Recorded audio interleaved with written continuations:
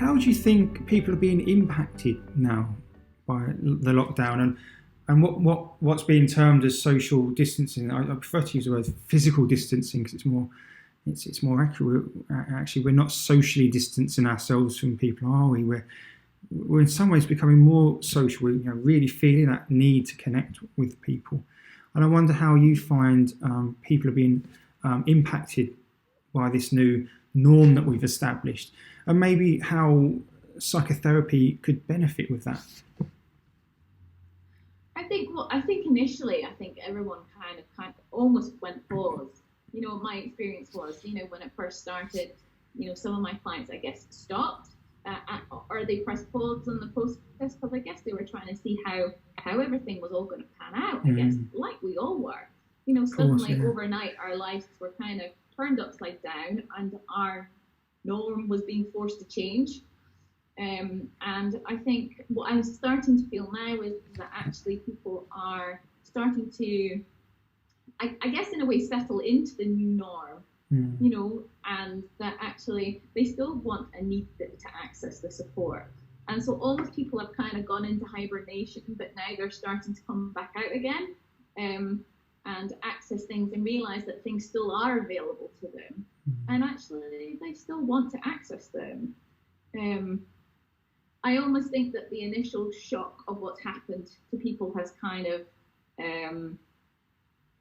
calmed down a little bit, and people are starting to almost adapt into what we would now call their new norm and their new reality. And I think that there's probably a real understanding now that actually this is going to be here for a while. This social distancing, it's not going to, it's not going to stop overnight. And actually, we're not going to go back to life how it was before. It's going to be new. It's going to be different. And I think there's a lot of uncertainty about that. We don't know what that's going to look like. We don't know when it's going to happen. And I think people are probably, from my experience, people feel like they're on a little bit of a roller coaster with it. Some days they're managing okay and it feels all right and it's fine. And other days it's harder. The not knowing what it's going to be like, when they're going to next be able to physically see family and friends other than through, Zoom. I think it's hard. And I think particularly the support that you can get through accessing therapy can really help benefit, kind of talk through this hardness. And it is hard, and I think it's about accepting that actually it is hard and it's okay to be hard. How do you think we can help people establish the new norm and work through that? I think it's almost about accepting the new norm. There's a resistance to not wanting things to change or wanting things to be how they were before. And I guess, our reality is we're not looking at that. I think it's going to be a long time before we are able to be, I don't know, maybe have the social freedom that we had before, where we're able to travel and see people. And I think it's about, I guess, supporting people to give them permission to find it hard for it to be hard. To find it hard not to be able to see their loved ones, their family, and that and it's almost normal to feel a bit worried about what everything's going to look like when our children might go back to school, or when we might be able to go back to work, or I think people are worried about their financial situation. And I think all of these are perfectly acceptable and normal things to feel at the moment. And I guess some of it's really hard because we don't have any control over some of that.